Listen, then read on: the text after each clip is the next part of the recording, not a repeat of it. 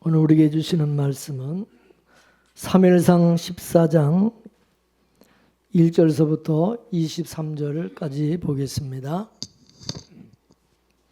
사무엘상 14장 1절서부터 23절까지 교독하겠습니다.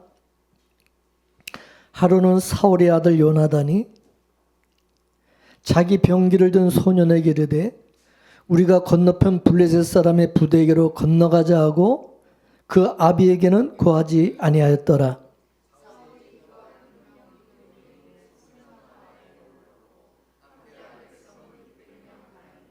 아이야는 에봇을 입고 거기 있었으니 그는 이가봇의 형제 아히두베의 아들이요 비느하스의 손자요 실로에서 여호와의 제사장이 되었던 엘리의 증손이었더라. 백성은 요단의 간주를 알지 못하니라.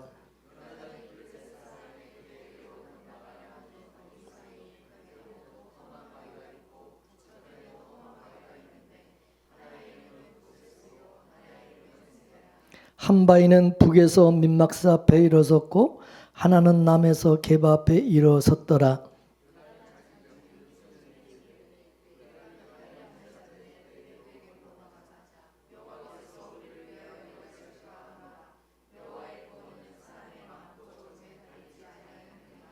병기든 자가 그에게 이르되 당신의 마음에 있는 대로 다 행하여 앞서가소서. 내가 당신과 마음을 같이하여 따르리이다.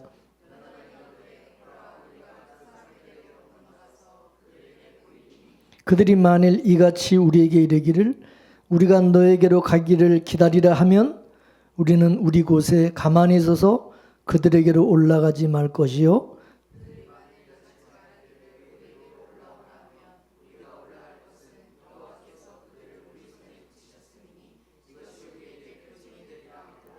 둘이 다 블레셋 사람의 부대에게 보임에 블레셋 사람이 가로되 보라 히브리 사람이 그 숨었던 구멍에서 나온다 하고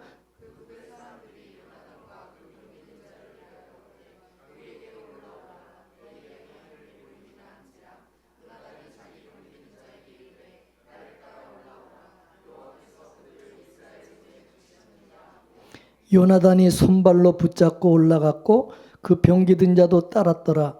블레셋 사람들이 요나단 앞에서 엎드러짐에 병기든 자가 따라가며 죽였으니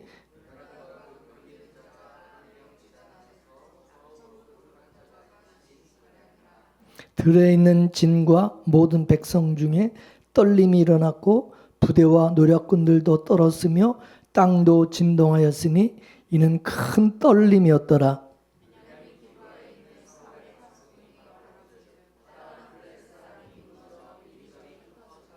사울이 자기와 함께한 백성에게 이르되 우리에게서 누가 나갔는지 점거하여 보라 하고 점거한즉 요나단과 그의 병기든 자가 없어졌더라.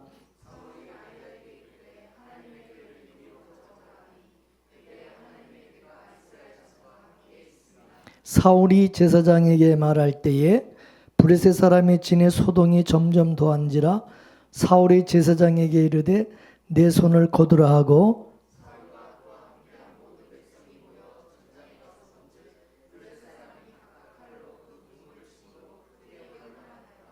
전에 블레셋 사람과 함께하던 히브리 사람이 사방에서 블레셋 사람과 함께 와서 진에 들어왔더니 그들이 돌이켜 사울과 요나단과 함께한 이스라엘 사람과 합하였고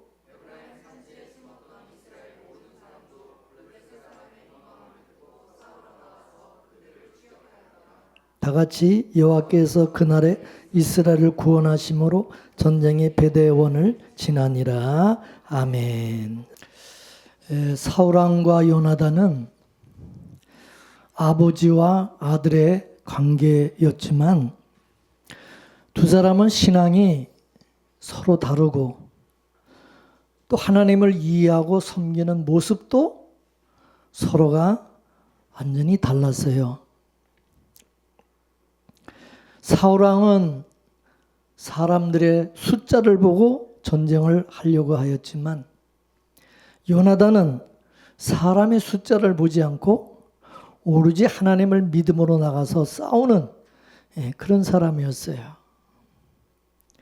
오늘 1절을 보게 되면 요나단이 얼마나 하나님을 신뢰하고 있는 믿음의 사람인지를 잘 보여주고 있어요.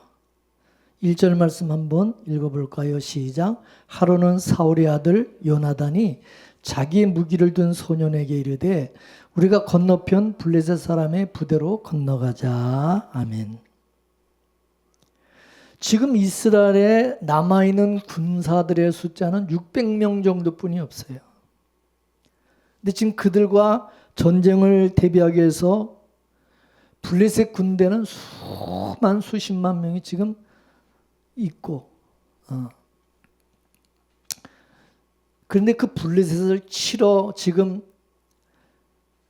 요나단과 자기 병기를 든 소년과 둘이서 그 수많은 그 블레셋 군대를 치러 습격하러 가자.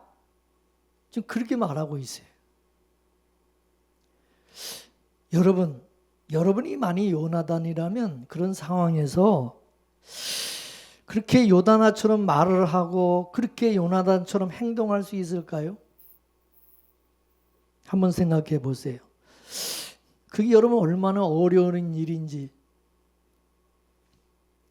다른 사람이 하는 것을 보면 참 쉬워 보이겠지만 막상 직접 내가 그 상황에 대해서 내가 직접 그렇게 하려고 하면 이게 얼마나 어려운 것이고 이게 있을 수 없는 일이라는 것을 여러분 잘 알 것입니다. 지금 이스라엘 군대는요, 전쟁을 아무런 준비가 되어 있지 않았고요. 지금 군인들도 뭐 훈련에 되어 있는 것도 아니고 또 그들이 가지고 있는 무기라 봐야 무슨 뭐 농기구, 몽둥이 뭐 이런 거. 군대 숫자도 뭐 한 600명 정도까지 뿐이 안 되지. 근데 블레셋은 최첨단 무기로 무장한 데다가 그 적군의 숫자는 헤아릴 수가 없이 많지. 그 이스라엘 군대는 그걸 보고 겁이 질려가지고 도망가 버리고 막 흩어지고 지금 뭐 두려워 지금 떨고 있는 그런 상황이에요. 지금 온 이스라엘 군대가 정말 똘똘 뭉쳐가지고 하나가 돼가지고 온 힘을 다하여 죽을 똥살똥 싸워도 이길까 말까 한 지금 그런 싸움인데 뭐 이미 이스라엘 군대는 전의를 상실해가지고 도망가 버리고 뭐 싸울 사람도 지금 없는 그런 상황이에요. 그러니까 이 분위기 자체가 그잖아요. 뭔가 뭐 으쌰으쌰하고 뭐가 가능성이 있고 소망이 있어야 사람들이 뭔가 이렇게 모이잖아요. 힘을 이렇게 모이잖아. 너무 이 차이가 나면 사람들이 에이 해보나 마나야 그런다는. 그죠? 왜냐면 대통령 선거가 있지만은 이재명 후보와 김문수 후보가 처음에는 엄청나게 차이가 나니까 사람들이 에이 뭐 이거 어떻게 뭐 이기겠어. 그러니까 뭐 간망하고 별로 뭐 관심도 안 가는데 이거 보니까 이게 자꾸 이게 올라가니까 비등비등해지니까 요즘 보니까 뭐 저 국민의힘 쪽에서도 뭐 같이 막 나와서 뭐 돕는다라고 막 이제 으쌰으쌰 분위기가 이제 좀 바뀌어지는 것 같아요. 워낙 차이가 날 때는 아이고 뭐 해보나 마나니 뭐니까 그냥 이렇게 보기 뭐 뒤에서 구경만 하고 그냥 그러잖아요. 이 사람들의 심리가 그런 거야. 지금 그런 정말 처참한 그런 상황이었던 겁니다. 절망적인 그런 상황인 거죠. 그 전쟁에서 지금 이스라엘은 완전히 전멸될지도 모르는 그런 진짜 위급한 그런 위험한 그런 상황에 지금 놓여 있었던 겁니다. 예? 그래서 요나단은 그렇다고 기가 죽었냐? 그렇다고 요나단이 뭐 포기하고 이건 안 돼. 그게 아니라 오늘 본문 6절 말씀을 한번 볼까요? 시작. 우리가 이 할례 받지 않은 자들에게로 건너가자. 여호와께서 우리를 위하여 일하실까 하노라. 여호와의 구원은 사람이 많고 적음에 달리지 아니하였노라. 아멘.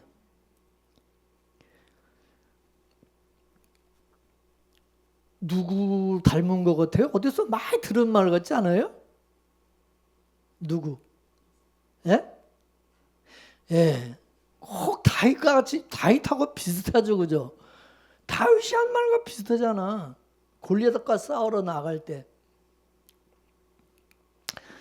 지금 요나단은 지금 뭐 600명밖에 안 남았고 또 자기 곁에는요, 자기 옆에는 병기든 자기 병기 무기를 든 소년 한 사람뿐이 없어. 자기를 따르는 사람 한 사람이야.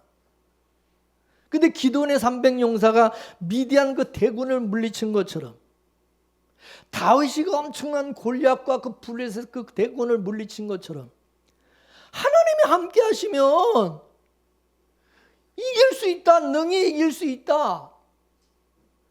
그런 믿음이 있었던 거죠. 이런 갈멜산에서 바알 선지자 400명, 아세라 선지자 450명, 예? 그리고 엘리야 선지자 딱 한 명, 850대 1이야. 그럼 누가 이기겠어요? 세상적인 우리가 수학적으로 뭐 이거 딱 뭐 비교하면 이건 뭐 이기나 마나 뭐 뻔한 거 아니야? 엘리야 선지자 치는 거지. 이거 엘리야 선지자 죽는 거야. 그 게임에서 엘리야 선지자는 이제 죽는 거야.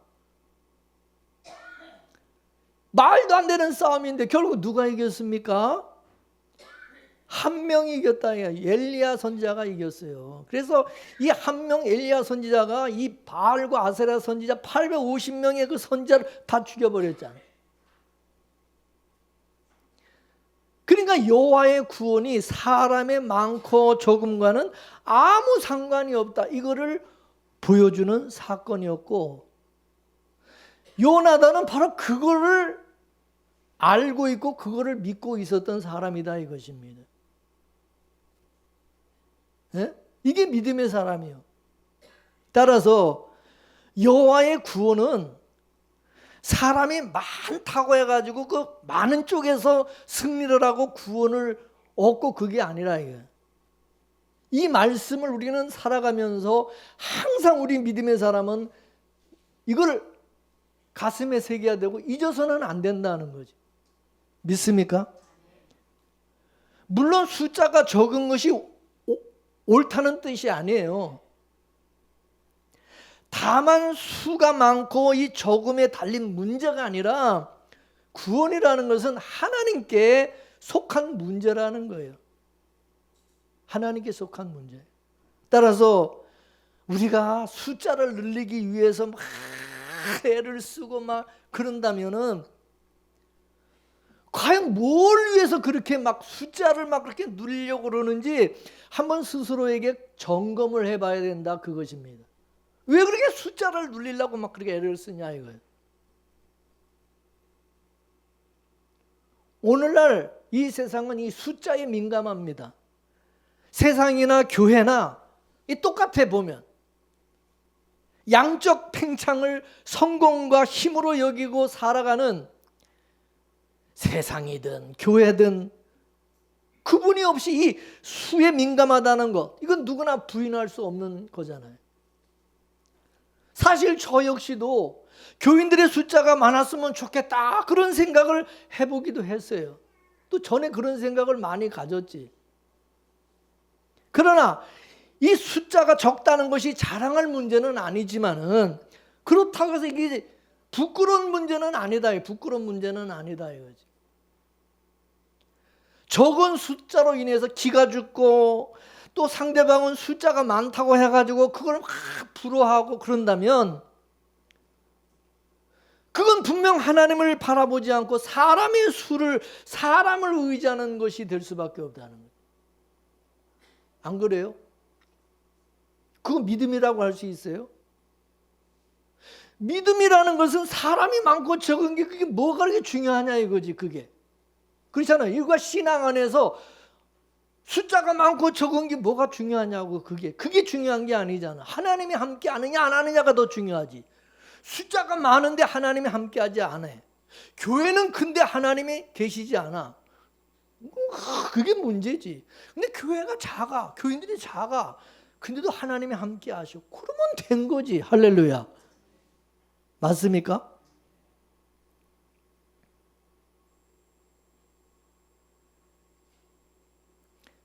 사람의 수가 많음과 세상 것을 소유함으로써 자기의 존재 가치가 높아진다, 이렇게 생각하는 사람이 있다면 그런 사람은 하나님을 믿어도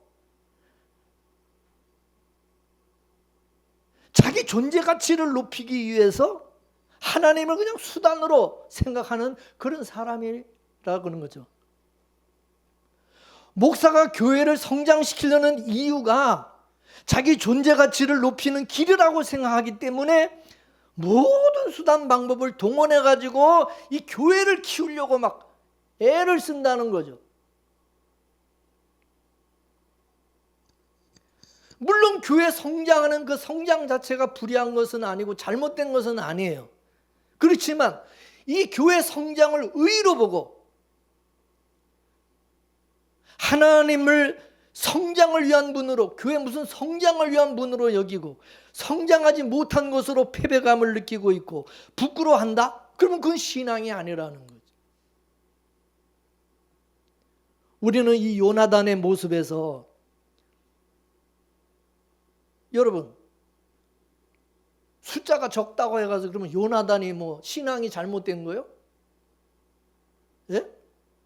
숫자가 많은 뭐 블레셋에 하나님이 함께 하시는 거예요 지금?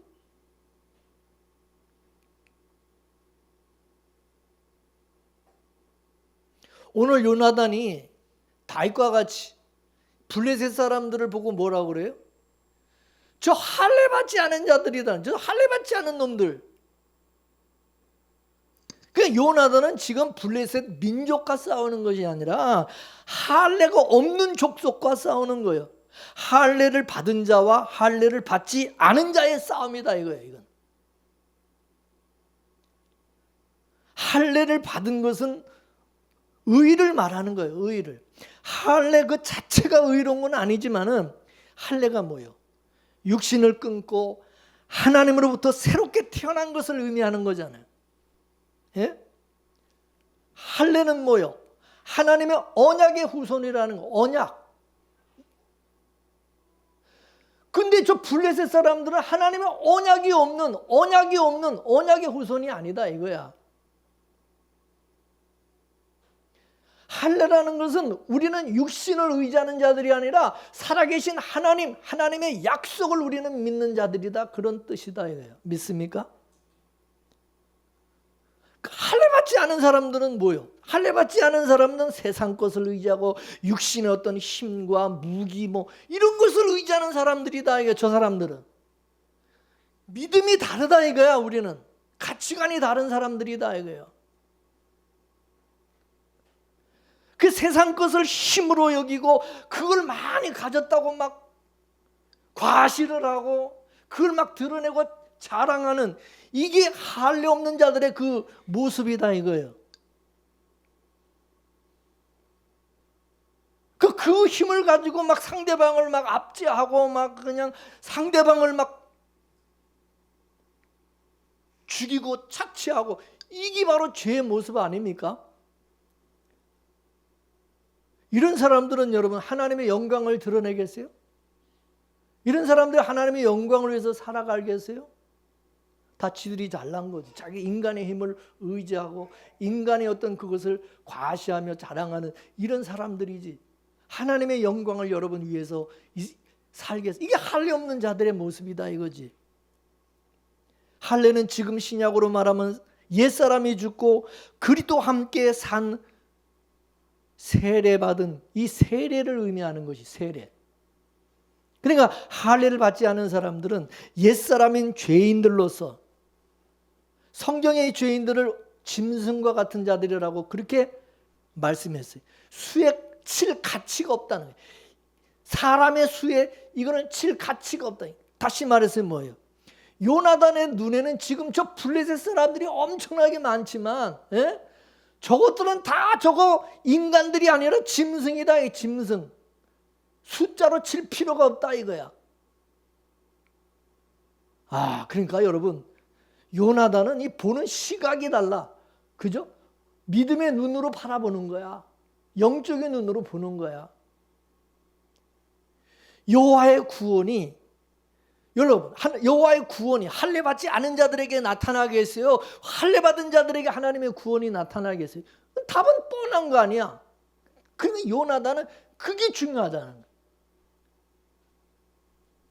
사람이 많고 적은 게 그게 중요한 게 아니라 믿음의 사람이 있느냐 없느냐, 믿음이 중요하다는 거예요. 믿음. 전쟁에서 승리의 비결은 믿음이라는 거예요. 그리고 이 싸움은 하나님께서 하라고 하는 싸움이잖아. 그리고 목적은 뭐야? 하나님의 영광을 드러내기 위한 이 전쟁이다 이거지. 그러면 여러분, 하나님이 누구와 함께 하겠어요? 답은 나오는 거야. 요나단이 꿀릴 이유가 없고, 요나단이 기죽을 이유가 없고, 두려워할 이유가 없는 거야. 죽고 사는 것은 하나님의 손에 달려 있는 거잖아.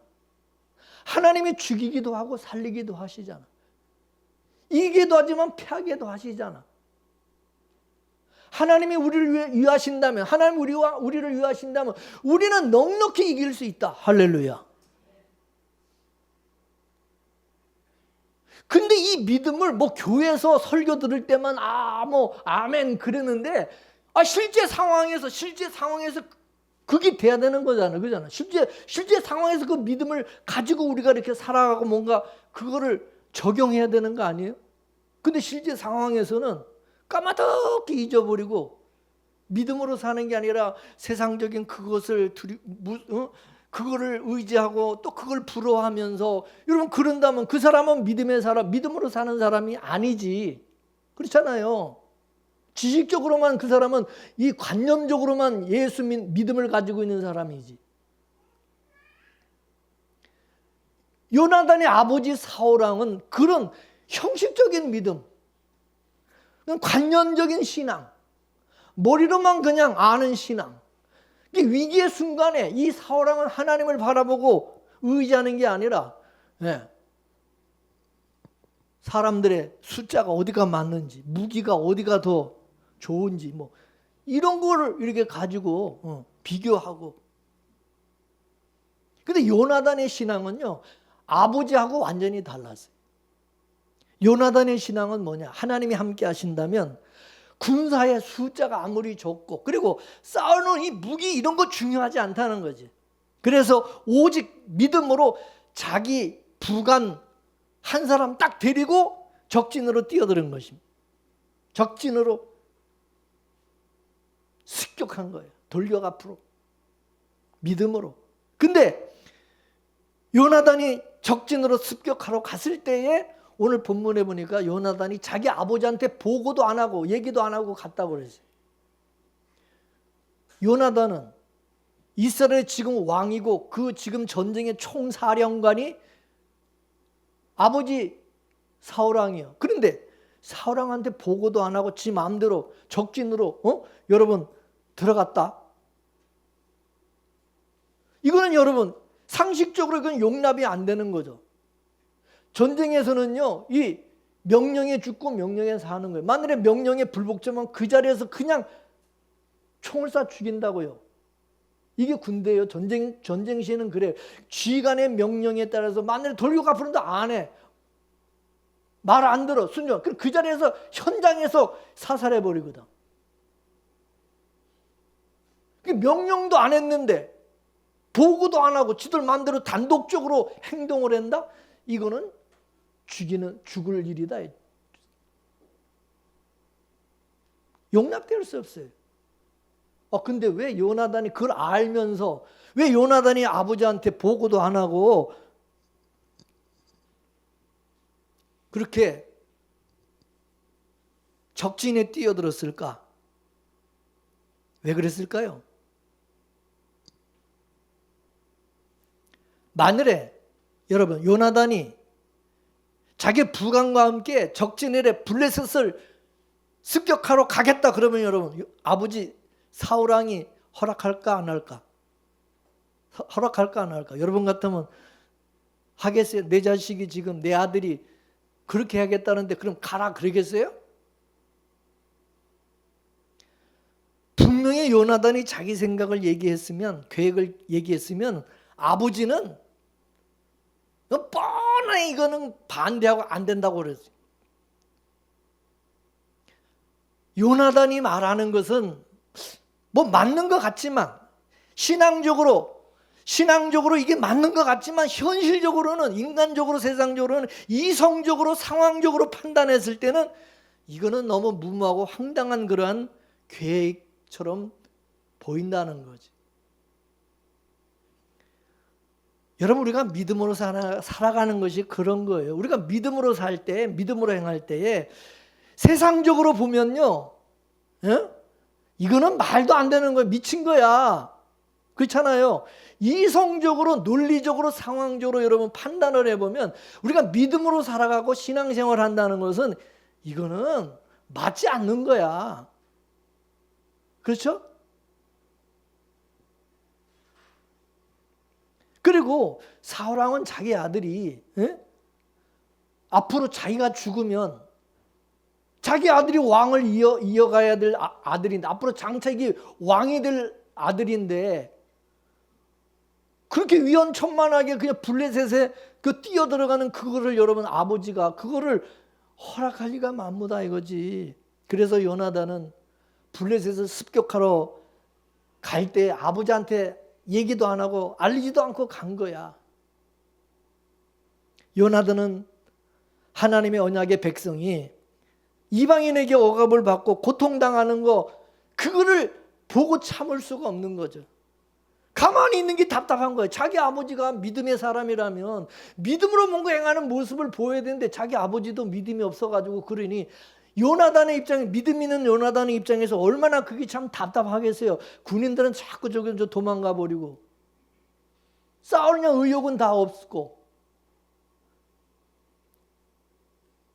만일 그가 자기의 계획을 마늘해서 사울왕 아버지한테 알려가지고 자신의 행동에 제약을 받게 된다면 언약의 백성인 이스라엘을 구원하시려고 하는 하나님의 그 뜻을 이룰 수 있겠어요?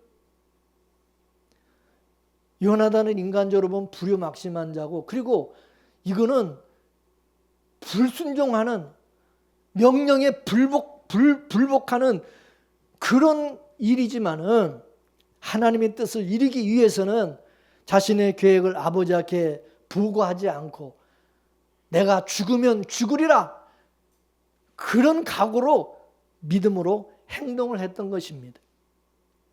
따라서 요나단은 아버지이자 이스라엘의 왕인 사울 왕을 무시해서가 아니라 아버지도 공경하고 사랑했지만 그보다는 하나님을 더 사랑하고 아버지의 뜻이 중요한 게 아니라 하나님 아버지의 뜻이 더 중요하다고 여겼기 때문인 것입니다.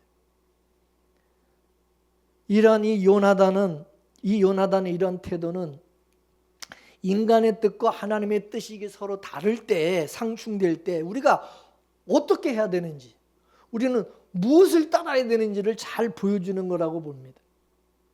실제로 우리가 믿음의 삶을 살다 보면은 하나님의 뜻과 인간의 뜻이 다를 수가 있어요.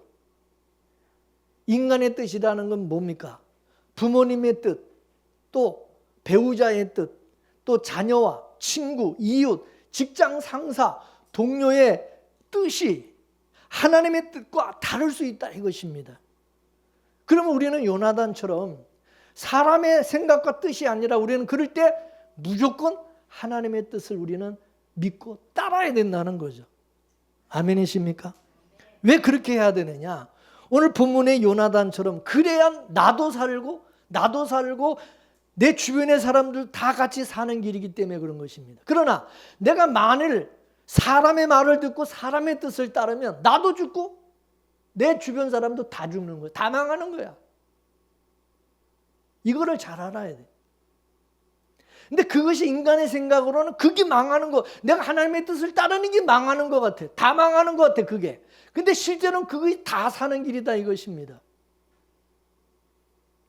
하나님은 가끔 가다가 힘들고 어려운 결정을 우리 앞에 두고 어떻게 하는지 우리 믿음을 달아보신다는 거죠.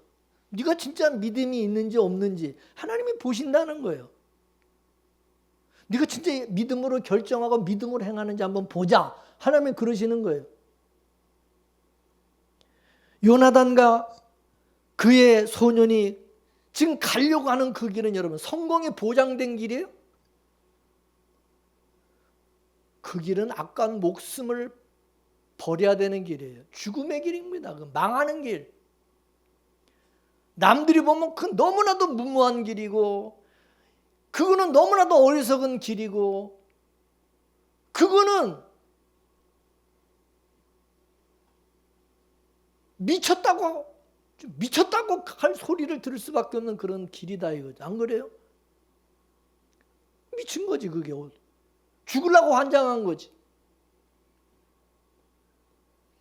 근데 이 두 사람이 블레셋 사람을 습격하러 간 그 시간이 밤이었다. 밤이라는 것은 뭐야? 아무것도 안 보니까 아무도 장담할 수 없는 그런 현실을 보여주는 거죠. 깜깜한 밤이니까 어떻게 될지 모르잖아. 고생길이고 좁은 길이고 망하는 길이고 죽음의 길, 십자가의 길, 그런 길을 지금 요나단은 믿음으로 갔다는 거지. 믿음으로 걸어가. 그게 십자가의 길을 가는 거지. 믿음으로. 이건 진짜 믿음이 없고 용기가 없으면 이거는 불가능한 거야. 이게 누가 거기를 갑니까? 가라고 돈 주고 가라 해도 못 가지. 그래서 요나단은 자기가 인간적으로 생각하면 죽는 길 모르겠어. 요나단이 멍청해가지고 그거 모르고 가겠어요? 자신이 진짜로 도우시는 하나님이 함께 하실 것을 믿고 확신을 가지고 갔던 것이죠.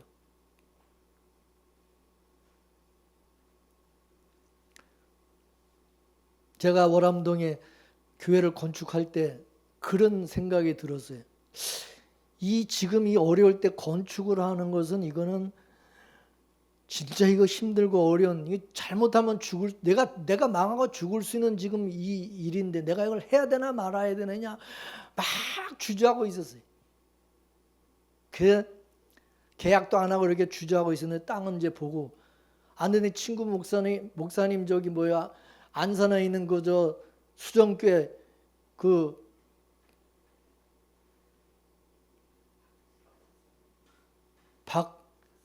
갑자기 생각해. 박득수 목사가 거기 이제 바나바 선교 모임에서 갔는데 그 얘기를 했더니, 아니 왜 계약을 안 하냐고. 자기가 자기 교인 중에 누가 나이 드신 그 어르신이 자기한테 맡긴 돈이 몇 천만 원이 있대.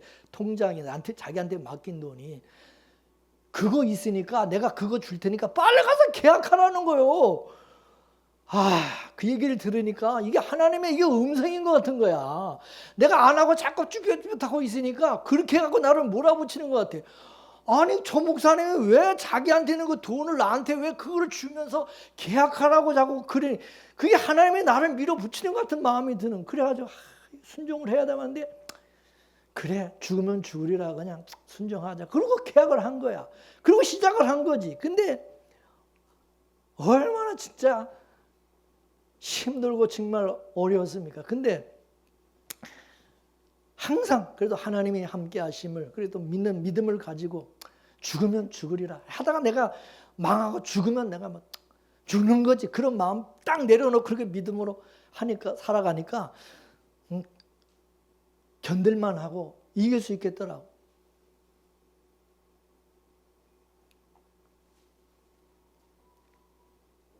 그러니까 하나님께서요 이와 같이, 난 그래서 하나님이 나의 신앙을 우리 교회를 하나님이 시험하는 것으로 그렇게 이제 생각을 들었어요.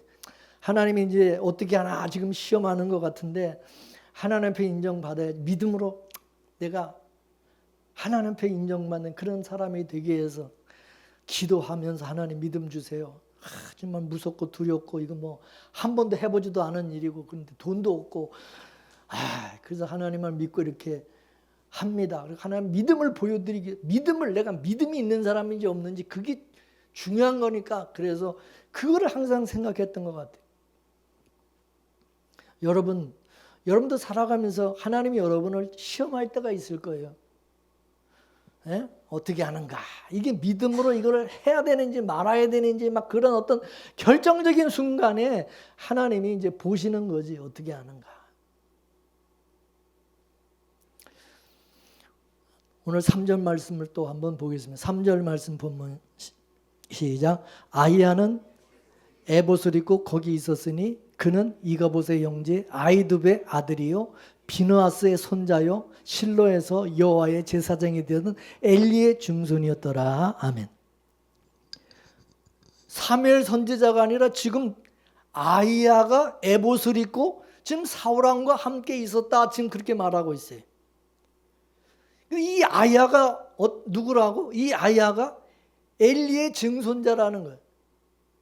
제사장의 가문의 사람이라는 건 분명하지만은 그가 제사장으로 활동했다고 보기에는 무리가 있어요.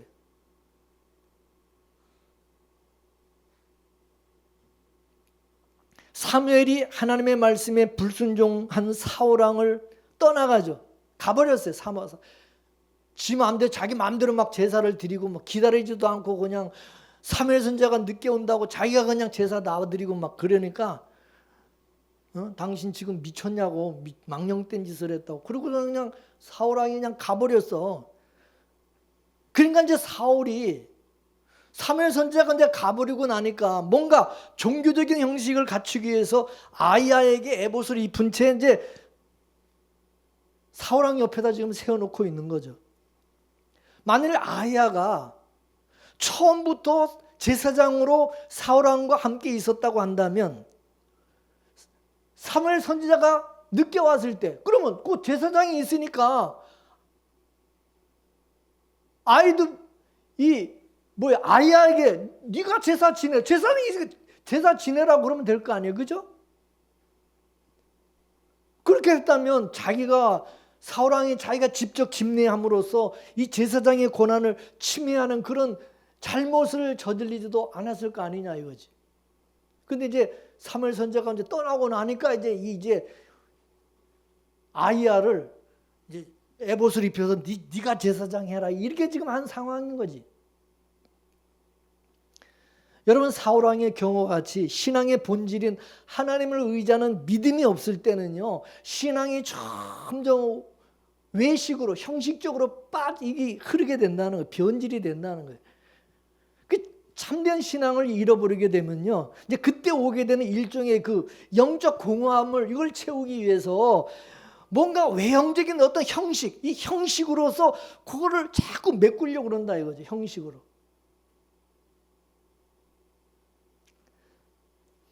이 아히야는 엘리 제사장의 증손으로서 엘리 가문의 사람이에요. 근데 이 엘리가 뭐라고 그러냐? 이가봇의 형제 아히두베의 아들.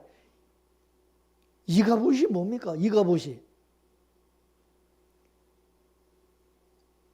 엘리의 두 아들 홈리와 비느하스가 전에 블레셋과 전쟁을 하기 위해서 하나님의 법궤를 가지고 그 전쟁터에 가지고 나가가지고 부족처럼 그 법궤를 이용해가지고 그 전쟁에서 어떻게 이겨보려고 그렇게 했다가 그 전쟁에서 패하고 홈리와 비느하스 이 제사장이었죠. 이 두 대제사장도 어떻게 했어요? 그 전쟁에서 죽어버렸죠. 그 소식을 들은 그 엘리 제사장이 어떻게 했어요? 의자에 앉아 있다가 그 소식을 듣고 그냥 넘어져가서 또 목이 부러져서 죽었어.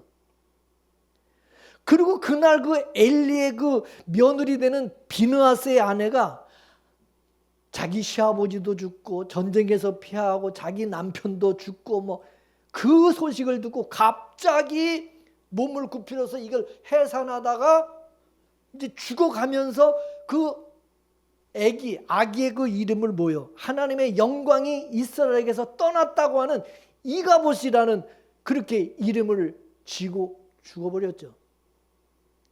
하나님의 영광이 떠났다고 하는 것은 하나님께서 엘리 제사장의 가문을 폐하시고 저주하신 것을 의미하는 것이죠. 근데 그 엘리 제사장의 증손자가 이 아히야라는 것, 이 아히야가 이번에도 하나님의 법궤를 가지고 그 지금 전쟁터에 지금 나와 있는 거예요. 예? 그러니까 지금 사울왕이 홈리와 비느하스와 같이 지금 망하는 길로 가고 있다는 거지. 망하는 길로 가고 있는 거예요.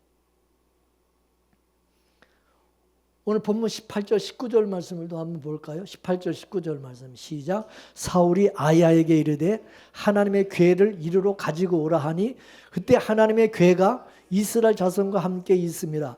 사울이 제사장에게 말할 때에 블레셋 사람의 진에 소동이 점점 더한지라 사울이 제사장에게 이르되 내 손을 거두라 하고 그랬어요. 요나단이 자기 그 병기든 자와 이제 블레셋 진영에 이제 들어가 가지고 20명가량을 이제 도륙을 하고 들어있는 진과 모든 백성 중에서 막 땅에 진동이 일어나요. 지진이 일어난 거예요. 지진이. 그러니까 이 요나단과 병기든 자가 블레셋을 칠 때에 그때 하나님이 지진이 일어나게 만든 거예요. 그러니까 블레셋 사람들이 막 무너져가지고 막 이리저리 막 흩어지는 거예요. 그러다 그것을 보고 이스라엘은 블레셋이 쳐들어오는 줄 알고 다급하니까 이 사울 왕이 아이야 제사장에게 야, 그 법궤 가지고 빨리 법궤를 가져오라 그런 거예요. 위급하니까 법궤를 가져오라. 근데 요나단과 그 병기든 자가 지금 없어졌고 그리고 블레셋 사람 진에서 막 소동이 일어나고 그리고 소동이 막 더하고 막 그러니까 가만히 보니까 이상한 거야. 그러니까 뭐라 그래요? 사울왕이 아이한테 야 가지고 오지 마. 야 저 법궤 가져오지 마라. 또 그러는 거야 지금. 여러분 이건 지금 완전히 하나님을 가지고 노는 거 아닙니까? 뭐 하나님이 무슨 꼬봉이요? 자기 종처럼 부리는 거야. 자기가 위급하고 급할 때는 찾고 위급하지 않으면 필요 없다고 생각하면 찾지도 않는 거야. 자녀가 수능시험을 앞에 두며 열심히 새벽기도 나왔다가 수능시험 이제 끝나면 새벽기도도 안 하고 뭐 그거 똑같은 거지. 그러니까 이게 완전 우상신앙인 거죠. 네? 자기 필요와 이익의 수단으로 하나님의 법궤를 이용하는 거지. 거의 대부분의 사람들이 예수 믿는 사람들이 이렇게 하잖아. 급하고 위급하면 부르짖고 막 기도하고 난리를 치다가 그리고 이제 뭐 하나님 찾을 필요가 없다 생각하면 찾지도 않잖아. 기도도 안 하고 예배도 안 드리고. 그러니까 사울은 사람의 방식으로 좀 전쟁을 하려고 그러는 것이고 그 아들 요나단은 하나님의 방법으로 지금 전쟁을 하려고 하는 거예요. 살아가는 게 완전히 다른 거예요. 그리고 사람은 누구와 함께 하느냐가 굉장히 중요해요, 여러분. 요나단이 병기든 이 소년은 항상 요나단과 함께하는 그런 사람이었어요. 여러분, 모세 곁에 항상 모세같이 시종처럼 따르던 사람이 있었어. 누구지? 누구요? 여호수아. 항상 이 여호수아가 모세를 따르다 보니까 여호수아도 누구를 닮아가요? 모세와 비슷해. 믿음에서 모세같이. 그러면 이 요나단의 신앙의 영향을 누가 받느냐? 이 요나단을 항상 같이 요나단과 함께 따라하는 이 무기든 소년도 똑같아. 똑같은 신앙을 가지고 그 영향을 받게 되는 거지. 여러분, 나의 친구가 어떤 사람이냐? 내 동료가 어떤 사람이냐? 내 가족이 누구냐? 나와 함께하는 사람이 누구냐에 따라서 여러분 삶이 달라지는 거예요. 삶이. 음악을 좋아하는 사람과 함께 다니면 여러분 음악에 흥미가 생기고 그리고 음악가가 되기도 하고 성품이 좋은 사람과 함께하면 성품이 좋아지고 성품이 좋지 못한 그런 사람과 자꾸 어울리다 보면 여러분 어떻게 돼요? 거기에 영향을 받는 거예요. 어떤 사람을 그래서 친구를 삼느냐, 어떤 사람을 친구를 하느냐, 이 굉장히 그래서 중요한 거예요, 여러분. 믿음 없는 사람하고 자꾸 교제해 보세요. 믿음 없는 사람하고 자꾸 같이 해보세요. 나도 영향 받는 거야. 그런 믿음 좋은 사람과 함께 교제하다 보면은 어때요? 좋은 신앙, 그 믿음을 영향받게 되어 있는 거예요. 따라서 우리는 주님의 제자로서 주님과 항상 함께하는 자들이 돼야 되고, 그리고 주님의 가신 그 길을 따라가는 그런 자들과 함께 해야 된다. 그런 사람들과 함께 해야 돼. 그래서 믿음이 없는 자들과 멍해를 같이 하지 말라고 그러는 거예요. 여러분 한번 주위를 보세요. 여러분 지금 어떻게 살아요? 누구랑 여러분 같이 합니까? 맨날.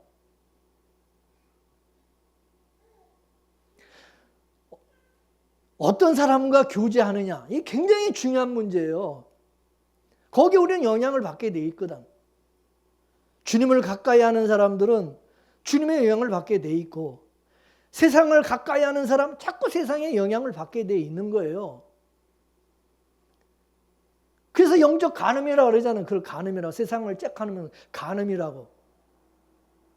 근데 요나단은 자기를 지지해주는 믿음의 사람을 찾은 거예요. 그 믿음의 사람이 바로 이 무기를 든 이 소년이었던 겁니다. 요나단이 6절 말씀에, 오늘 6절에 자기 믿음에 대해서 말을 하니까 그와 함께한 이 소년도 7절에 뭐라고 말했습니까? 7절 말씀을 한번 본문 7절을 보겠습니다. 7절 말씀. 무기든 자가 제가 얘기해요. 무기를 든 자가 그에게 이르되 당신의 마음에 있는 대로 다 행하여 앞서가소서. 내가 당신과 마음을 같이하여 따르리다. 여러분, 요나단을 따르면은 그 요나단을 따르는 길이 그게 여러분 좋은 길이요. 그게 사는 길이요, 죽는 길이요, 그거. 자기가 딱 봤을 때 지금 요나단이 지금 옆에서 요나단이 하는 것을 지금 보고 지금 저거 망하는 길을 저거 죽는 길, 저 무모한 길을 지금 가겠다고 그러는 건데, 아니 그걸 요나단을 따르면 자기도 그렇든 뭐요? 자기도 위험하고 자기도 죽는 거잖아. 근데 요나단과 함께 이 소년도 똑같은 믿음을 가지고 있는, 그러니까 당신의 말이 맞다는 거예요. 여호와의 구원은 숫자가 많고 적음에 달려있지 않다고 나도 생각합니다. 따라서 당신이 마음대로 하고 싶은 대로 하세요. 믿음으로 해서요. 앞서 행하면 내가 마음을 다하여 나도 끝까지 따르겠다고 그렇게 나온 거야. 그러니까 이 요나단과 무기를 든 이 소년이 마음이 지금 딱 하나가 돼가지고 똑같은 믿음을 가지고 지금 똑같이 지금 이렇게 행하는 거죠. 요나단은 할례 받은 이스라엘은 하나님과 언약을 맺은 언약의 백성이기 때문에 전능하신 하나님께서 반드시 도와주신다는 믿음이 있었어요. 그래서 할례를 받지 않은 블레셋이 아무리 많고 마병과 무기가 아무리 많아도 하나님이 함께하지 않기 때문에 우리가 저들을 이길 수 있다. 이런 믿음이 있는 거야. 근데 요나단이 무기를 들고 있는 이 소년도 똑같은 그런 믿음과 생각을 가지고 있는 거예요. 근데 요나단의 아버지 사울왕은 그런 믿음이 없어요. 그리고 요나단과 함께하는 지금 군사들도 그런 믿음을 찾아볼 수가 없어요. 여러분, 믿음의 길이라는 것은 참으로 그래서 외롭고 힘든 거예요.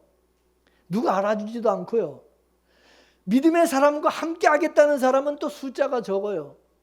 그 예수님이 다시 오실 때 믿는 자를 보겠냐, 그런 것은 뭐냐? 예수님이 다시 오실 때, 재림하실 때 믿는 자가 적다, 그 말이에요. 그 얘기는 믿는 자들이 외롭다 이거지. 외로운 거지. 왜? 누가 지지해주고 함께하는 사람들이 없으니까. 얼마나 외롭겠어. 그러니까 우리는 그거를 알고 그거 당연하다고 여겨야 돼. 그래서 이런 길을 가려면 나와 함께하는 사람이 누구냐가 굉장히 중요한 거예요. 다시 말해서 동역자가 누구냐가 굉장히 중요한 거예요. 서로 믿음을 공유한 그런 사람들을 우리는 내 형제로, 내 자매로, 내 한 식구로, 같은 동역자로 우리는 그렇게 삼아야 된다, 그것입니다. 아무리 여러분 똑똑하고 탁월한 사람도 여러분 혼자 다 할 수는 없잖아요. 반드시 동역자가 필요한 거예요. 그래서 하나님께서 아담을 만드시고 그리고 동력자 배우자로 여러분 하와를 만들어 주신 거잖아요. 필요 없으면 왜 만들어 주셨겠어요? 사도 바울도 그렇잖아요. 디모데와 실라, 디도, 브리스길라, 아굴라 뭐 수많은 동력자들이 있었잖아. 그들이 헌신적인 도움이 있었기 때문에 사도 바울이 그 놀라운 사역을 그걸 감당할 수가 있었던 것입니다. 어렵고 불가능한 것처럼 보이는 일이라도 여러분 한 사람이라도 맞장구를 쳐주고 막 지지해주고 응원해주는 그런 사람이 있으면 여러분 얼마나 그게 힘이 되고 용기가 되겠어요. 나를 믿어주는 사람, 나와 같은 믿음을 가지고 같은 그런 생각을 가지고 있는 사람, 얼마나 그런 사람이 여러분 중요합니까? 예? 우리가 주 안에 있는 모든 사람 우리가 식구라고 그러잖아요. 우리 영적인 다 식구라고 그러잖아요. 다 예수를 하나님이 주와 그리스도가 되게 하신 것을 믿는 믿음을 공유하는 그런 사람들, 믿음을 공유하는 사람 우리는 형제 자매라고 그러죠. 우리가 가는 이 좁은 길에 함께 해주고 함께 먹고 서로 필요를 채워주고 함께 하나님을 찬양하고 함께 지지해주고 여러분 이런 동력자가 있다는 것이 얼마나 귀하고 복된 일입니까? 위대한 그래서 사역자 뒤에는 위대한 동력자들이 있었던 것입니다. 나는 빛나지 않아도 누군가의 기도의 동력자가 되어주고 힘들고 어려울 때도 떠나지 않고 곁을 지켜주고 열심히 응원해주는 그런 동력자가 필요한 것입니다. 우리 교회도 목사와 성도가 이신점심으로 서로 돕는 사역을 계속해 나감으로써 하나님의 나라를 이루고 늘 은혜가 풍성한 그런 교회가 될 수 있기를 원합니다.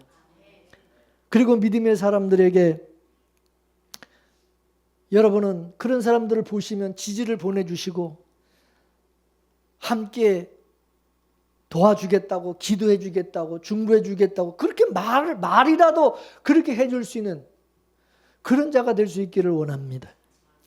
이런 것이 바로 십자가의 길을 가는 믿음의 사람들에게 필요한 겁니다. 좁은 길을 가려는 믿음의 사람들에게 반드시 이게 필요한 지지예요. 요나단도 그래요. 이 무기를 든 그 소년이 그래도 한 사람이라도 같이 지지해주고 이렇게 함께 해주니 얼마나 여러분 그게 힘이 되겠어요. 요나단은 두려워 떠는 사울왕과 600명의 그 숫자를 본 게 아니라 여호와의 권능을 보았고 그리고 자기와 같은 믿음을 가지고 있는 한 사람의 그 동력자 그 소년을 본 것입니다. 그러므로 믿음의 사람은 교인들이 많고 적음을 보지 않고 전능하신 하나님을 바라보고 그리고 믿음의 사람이 나와 함께하는 믿음의 사람이 있느냐 없느냐 예? 그거를 보는 거예요.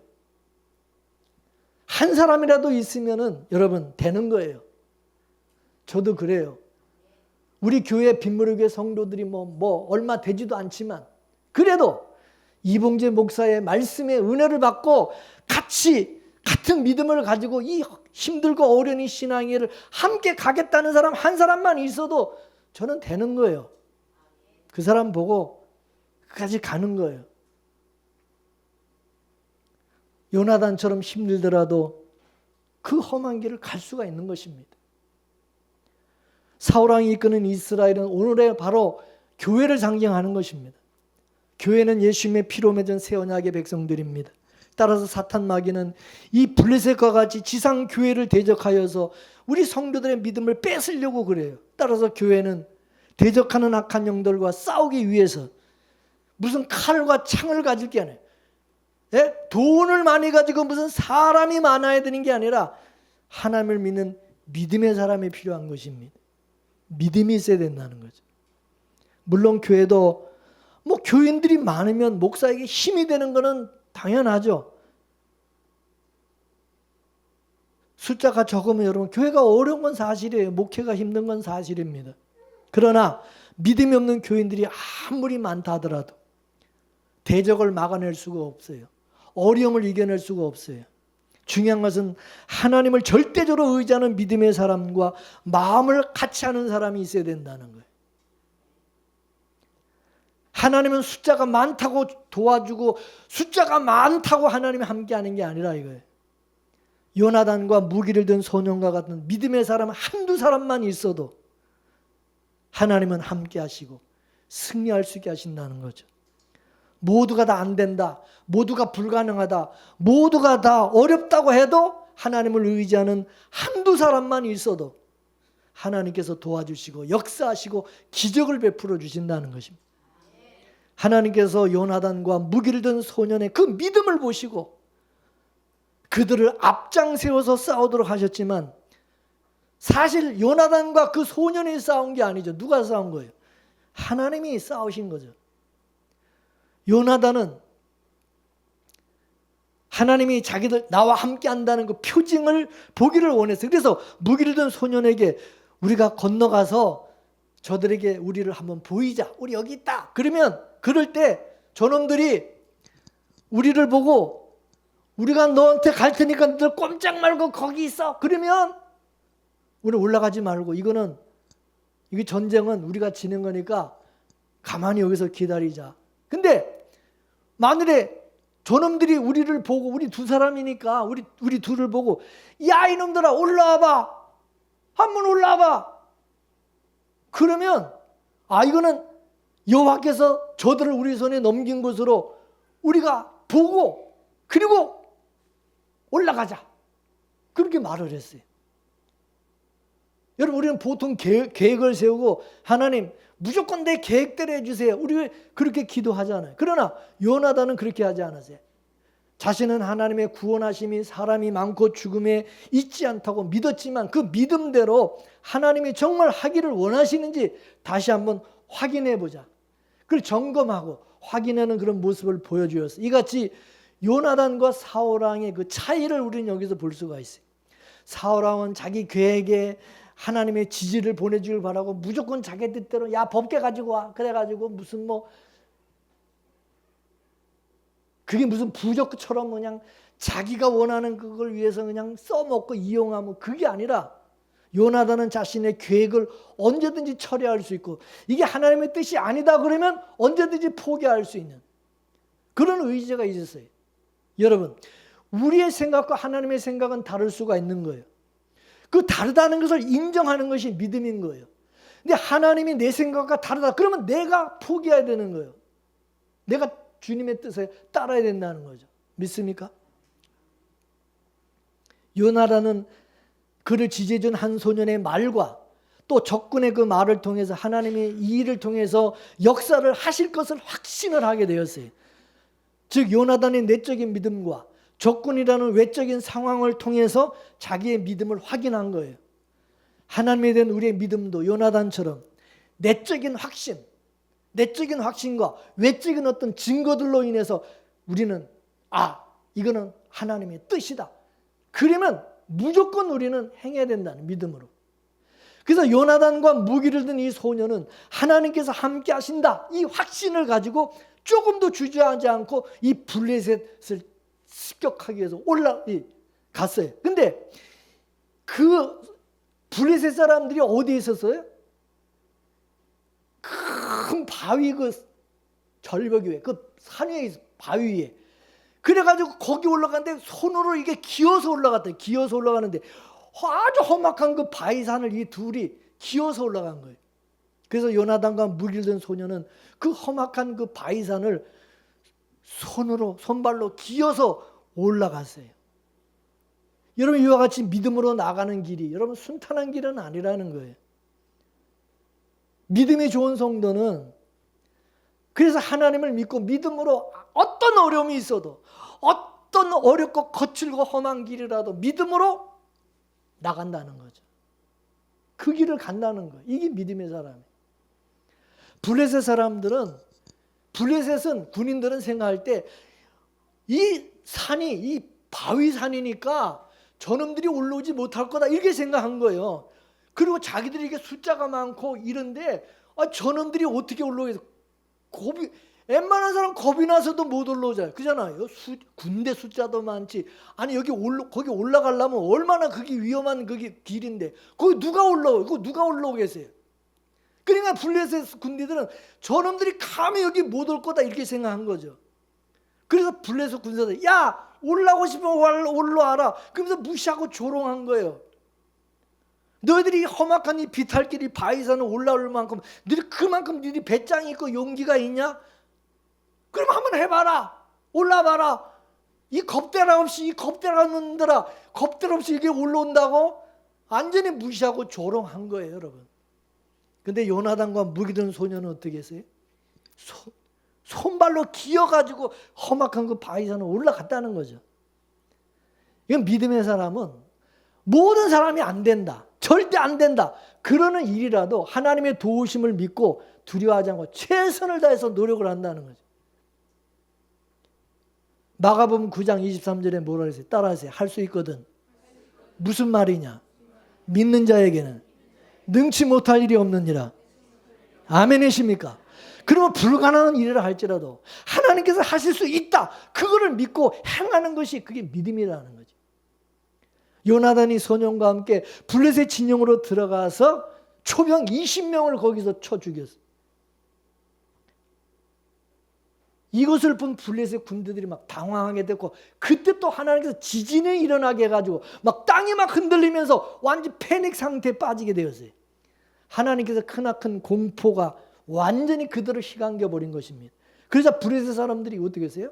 지들끼리 막 찔리고 죽이고 막 지들끼리 막 아수라장이 돼 버린 거예요. 그래서 블레셋 사람들의 입장에서 뭐 허무한 싸움을 지들끼리 좀 놀래가지고 그래가지고 사람이 많은 게 중요한 것이 아니라는.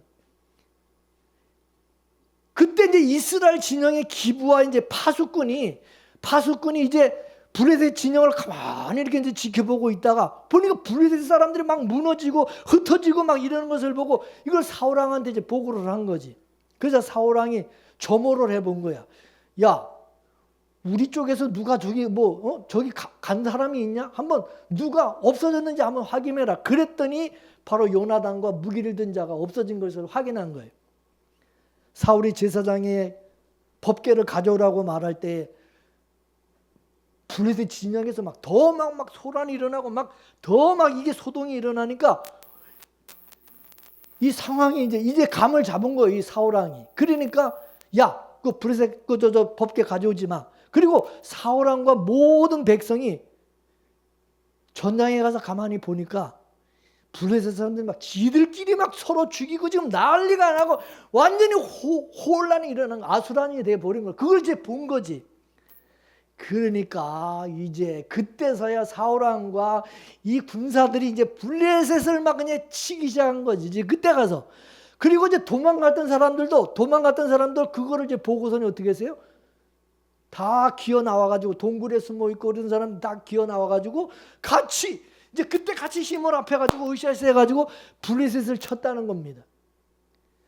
믿음이 없는 사람들은 그래요. 이렇게 가만히 구경하고 있다가 어디 보자 구경하다가 이제 이게 완전히 이제 이게 기세가 이쪽에 가도 세력이 이제 해가지고 뭔가 될 것 같아. 그러면 거기 붙는 거고 여기가 세력이 좀 있었거든 여기가 붙는 거고 그렇게 믿음이 없는 사람들이 하는 짓이잖아. 어머님은 여기 붙었다 저기 붙었다.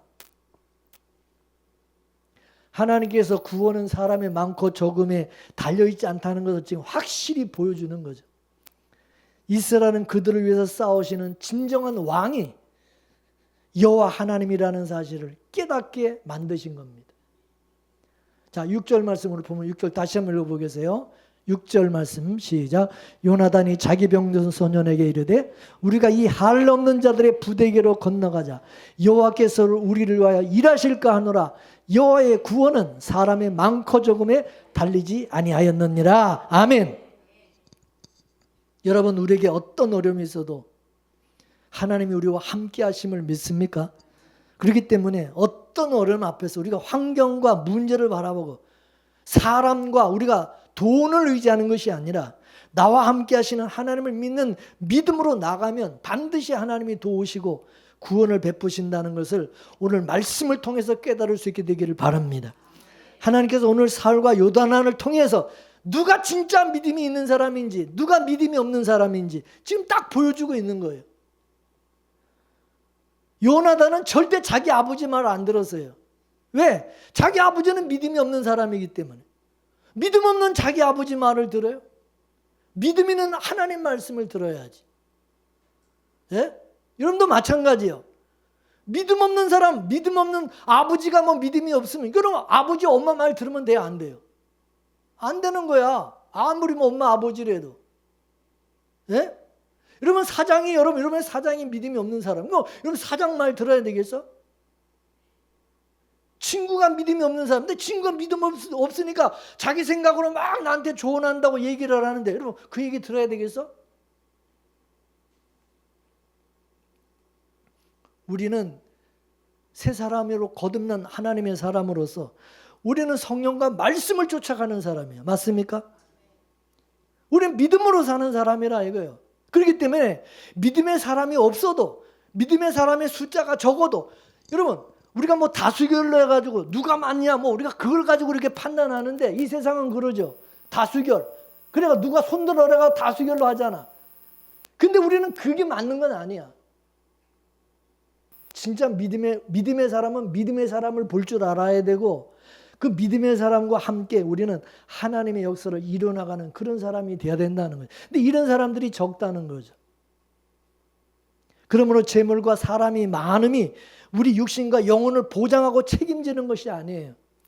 그러한 재물을 믿고 의지하며 재물 많다고 자기를 막 과시하고 그걸 힘으로 삼는 그 자체가, 그게 할례 없는 족속이라는 거예요. 자기가 스스로 나는 할례 없는, 나는 믿음 없는 사람이다, 지금 그러는 거예요. 그게 내가 예수 그리스도에 속한 하나님의 자녀인 것을 정말 믿는다면 할례 없는 세상 것을 막 과시하고, 그런다고 해서 그걸 막 부러워하고, 가진 것이 없어도 불안해하고 두려워할 것이 아니라 오직 예수 그리스도의 은혜로 마귀와 세상을 넉넉히 이기는 이 시대의 요나단이 다 될 수 있기를 주의 이름으로 축원합니다. 축원합니다. 이 말씀 우리 생각하면서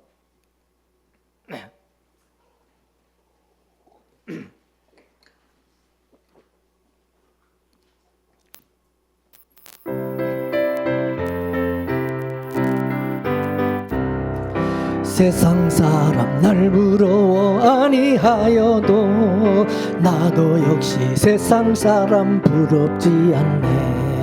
하나님의 크신 은혜 생각할 때에 할렐루야 찬송이 저절로 나네. 세상 사람 날 부러워 아니하여도 이 세상의 권세자들 날 부러워해.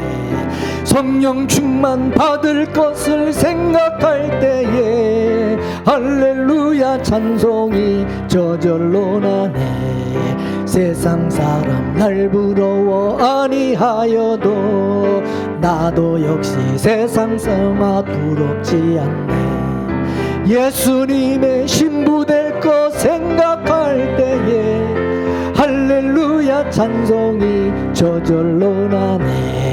세상 사람 날 부러워 아니하여도 하늘나라 천군 천사 날 부러워해.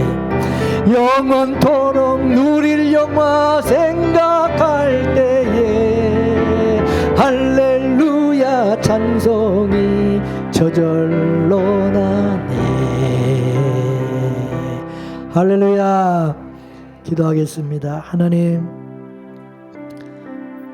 우리에게 세상을 이길 수 있는 믿음을 주시고 원수 마귀를 이길 수 있는 믿음을 주신 것을 감사드립니다. 그 믿음으로 요나단과 같이 아무리 숫자가 좋고 가진 것이 없어도 사람과 환경과 물질을 바라보는 것이 아니라 나와 함께 하신 전능하신 하나님 아버지, 우리 주님 성령님 말씀을 의지하여 믿음으로 살아가는 저희들이 다 될 수 있도록 도와주시옵소서. 오늘 말씀을 통해서 다시 한번 우리에게 하나님 믿음이 어떤 것인지, 믿음의 사람이 어떤 모습인지를 다시 한번 깨닫게 하신 것 감사합니다. 나에게 정말 믿음이 있는지, 우리 자신과 우리를 점검해 볼 수 있게 해주시고, 하나님 우리에게 담대한 믿음을 더하여 주셔서 주님 다시 오실 때 정말 하나님이 보시기를 원하시는 참된 믿음의 사람, 또 그런 교회가 될 수 있도록 도와주옵소서. 예수님의 이름으로 기도합나이다. 아멘.